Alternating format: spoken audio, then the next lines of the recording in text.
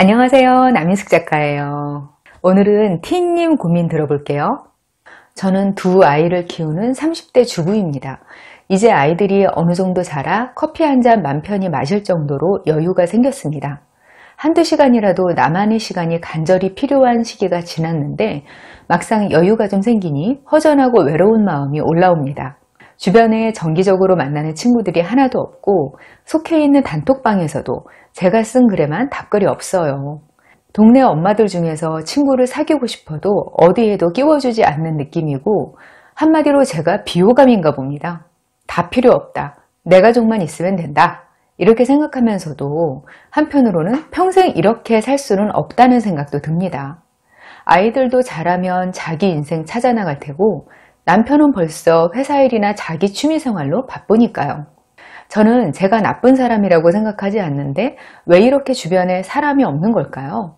만약 저한테 잘못이 있다면 어떻게 해야 다르게 살 수 있을까요? 일단 주변에 사람이 없는 사람들은 크게 두 가지 유형이 있어요. 자기 만족형 그리고 자기 중심형 이렇게 두 가지인데요. 자기 만족형은 인간관계를 잘 컨트롤할 능력도 있고 매력도 있는데 그걸 귀찮아하는 유형이에요. 이런 사람들은 마음먹으면 사람들하고 잘 지낼 수 있지만 그러기 위해서 쓰는 에너지가 너무 큰 사람들이에요. 상대방을 배려하고 신경 쓰고 이런 거에 너무 에너지를 뺏기니까 진짜 마음에 드는 사람 소수하고만 잘 지내고 싶어 해요. 그런데 그 마음에 드는 사람 만나기가 힘들거든요. 그래서 그런 사람이 없는 경우에는 그냥 주변에 사람 안 두고 사는 거예요. 이런 유형은 나중에 인간관계 자체에 대해서 필요성이 느껴지면 알아서 잘 대처해요.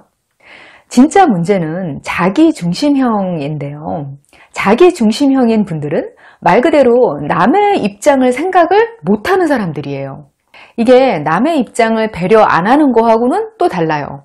내 입장이 이러니까 나부터 생각해야겠다. 이렇게 사고가 돌아가는 게 아니라 아예 처음부터 생각을 못하는 거예요. 이런 분들은 본인도 그렇고 남도 그렇고 악의가 없다는 건 다 알아요. 근데 어떻게 보면 그게 더 문제가 있는 거예요. 차라리 악의가 있는 거면 악의를 느끼는 사람한테만 비호감일 거 아니에요. 근데 이런 사람들은 본인의 감정에 상관없이 모든 사람들을 주변에서 몰아내는 경향이 있어요. 이런 자기중심형도 여러 가지가 있는데요. 좀 더 영리한 나르시시스트 유형이 있고 유아형이 있어요. 정말 병적인 나르시시스트는 인구의 3% 정도라고 하는데요. 실제로 경험해 보시는 분들 이야기 다 들어보면 하나같이 3% 더 되는 것 같다. 그렇게 말씀하시더라고요. 그만큼 나르시시스트 성향을 가진 사람들이 많다는 이야기죠. 나르시시스트에 대해서는 제가 따로 자세하게 다룬 영상이 있으니까 그거 찾아서 보시면 아실 수 있고요.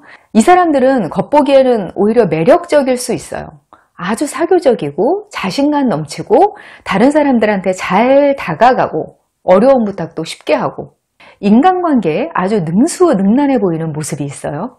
그런데 이런 분들이 의외로 주변에 사람이 없어요. 항상 사람 만나고 다니고 인기도 많아 보이고 인맥도 좋고 그런데 나르시시스트의 특유의 성향 때문에 자꾸 주변 사람을 희생시키거든요. 그러면 좀 가까워졌다 된통 당한 사람들은 떠나고 별로 친하지 않은 사람들만 남는 거예요. 그러다 그 무리에서도 소문이 퍼질 거 아니에요? 그러면 인간관계의 본거지를 옮겨서 새로운 집단에서 같은 일을 반복하게 되죠. 만약 내가 사람들하고 능숙하게 어울리는데 내가 만나는 사람들이 다 나보다 못하다. 그런데 본인들이 그걸 잘 모르는 것 같아서 속으로 화날 때가 많고 가끔은 자기들 주제를 좀 알게 해주고 싶다. 이런 생각이 든다면 내가 나르시시스트 유형이 아닌지 생각해 보세요. 두 번째는 유아형 자기중심성을 가진 분들인데요. 유아, 자기중심적인 게 당연해요. 유아들은요, 자기 생존 말고는 생각할 수 있는 능력이 없죠. 근데 어른이 되어서도 정서적 발달이 잘 안 된 사람들이 있어요. 전에 이런 말을 전해드린 적이 있는데요.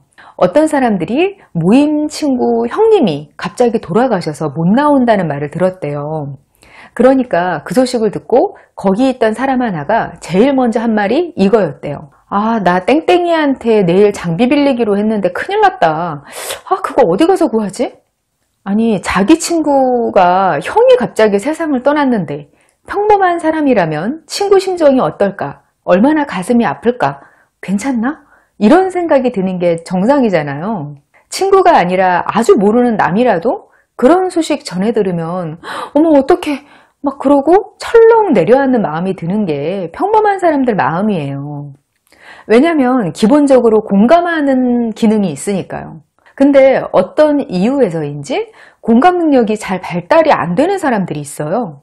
공감이 사실 경험하고 깊은 관계가 있어요. 내가 겪어본 일들, 감정들이 점점 늘어나니까 남의 감정에도 공감할 가능성이 커지는 거예요. 그래서 나이가 어릴수록 공감 능력이 떨어져요. 제가 최근에 느끼는 게 책이나 드라마를 보면서 전보다 더 잘 울게 되는 거예요. 막 엉엉. 아, 나이 들어서 주책이다. 그런 생각이 들었는데요. 알고 보니까 그게 이해하게 되는 슬픔이 많아져서 그런 거래요. 이 말 자체가 참 공감이 가면서도 마음 아프기도 하고 묘해요. 어른이 되면서 경험이 늘어나고 그에 비례해서 다른 사람들에 대한 배려도 늘어야 해요.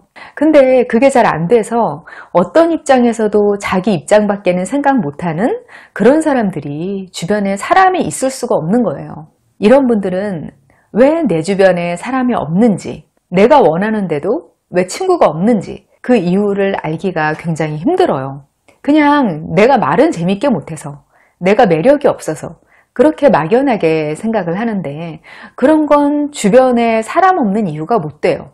왜냐하면 사람들이 서로 모이고 어울리려고 하는 본능이 있어요. 그래서 가까이에 사람이 있거나 주기적으로 마주치거나 그러면 자연스럽게 어울리게 되어 있어요. 제가 아는 사람 중에서 제일 인기 있는 사람으로 딱 떠오르는 사람이 제가 아는 가장 말주변 없는 사람인데요. 어떤 사람하고 어울리는 게 딱히 눈에 보이는 이득이나 재미가 없어도 자기 행동 반경에서 접근성 있는 사람하고 어울리는 것 자체도 웬만하면 이득이거든요. 왜냐하면 사람이 정말 우리가 생각하는 것보다 진짜 사회적 동물이에요. 그런데 이런 조건 정도로도 주변 사람이 없다? 그러면 내가 어떤 사람인지 진지하게 돌아봐야 하는 거예요. 막 유명인이나 주변에 돈을 잘 뿌린다든가 뭐 알아두면 이익이 있다거나 이런 특별한 경우가 아니라면요. 주변에 사람들이 붙는 사람들은 공감 능력이 있으면서 상대가 마음 편하게 배려해 주는 사람이에요. 근데 그 배려라는 게 꼭 뭘 해주는 걸 말하는 게 아니에요. 사실 진짜 사람들을 편하게 해주는 건 하지 말아야 할 걸 안 하는 거예요. 가끔 인간관계 때문에 힘들어 하시는 분들이 내가 진짜 사람들한테 잘한다. 반찬도 해다 줬고 여행 갔다 선물도 해줬고 뭐 이런 말씀들을 많이 하세요. 근데 상대를 친구로 만들고 싶을 때 뭘 굳이 해줄 필요가 없어요. 그냥 같이 있을 때 마음 편하게 해주는 걸로 필요 충분 조건이 되거든요. 주변에 사람이 없으면서 갑자기 만들고 싶어 하시는 분들이 자꾸 뭘 해주려고만 하시는데 그러면 더 관계가 악화돼요. 왜냐면 상대가 일단 부담을 느끼고 나는 준 대로 안 돌아오면 섭섭함을 느끼니까 그 두 감정이 관계에 더 악영향을 미치는 거예요. 선물이나 호의도 적절할 때 잘 활용해야 관계에도 좋은 건데 서툰 분들이 이걸 수단으로 이용하려고 하면 잘 안 되죠. 이런 면들 때문에 사람들이 같이 있기를 좋아하는 분들 보면 성격이 친절하면서 산뜻한 경우가 많아요. 집착이 느껴지는 부분이 없더라고요. 사람마다 타고난 공감 능력이 있어요. 근데 이게 많이 부족해도 주변에 사람이 많은 분들이 또 있거든요. 이런 분들은 후천적으로 노력을 많이 하시더라고요. 직접 공감은 못해도 상대방 입장에서 한 번 더 생각해 보려고 해요. 감정적으로는 아닌데 이성적으로 그걸 해보려고 하는 거예요. 사람들이 의외로 그런 면으로도 마음이 많이 움직여요. 저 사람이 나를 이해하지는 못해도 이해해 보려고 노력하는구나. 이런 모습도 되게 매력적이거든요. 그리고 이렇게 남을 이해해 보려는 노력이 쌓이면요. 경험적 공감 능력이 생겨요. 나중에 그 입장이 돼보면 노력이 아니라 진짜 공감이 되면서 공감 포인트 하나하나가 늘어나는 거예요. 저는 사연자님이 오늘 쭉 말씀드린 유형 중 어디에 속하시는 분인지 몰라요. 오히려 그래서 더 편하게 말씀드릴 수 있었던 것 같아요. 자신을 한번 돌아보시면서 내가 어디에 속하나, 어떻게 하면 세상으로부터 왕따 당하는 것 같은 이 기분에서 벗어날까? 해답을 찾으시면 좋겠습니다. 저와 더 깊은 소통을 원하시면 네이버 카페 어른성장학교로 오세요. 저는 다음 시간에 만나요. 안녕.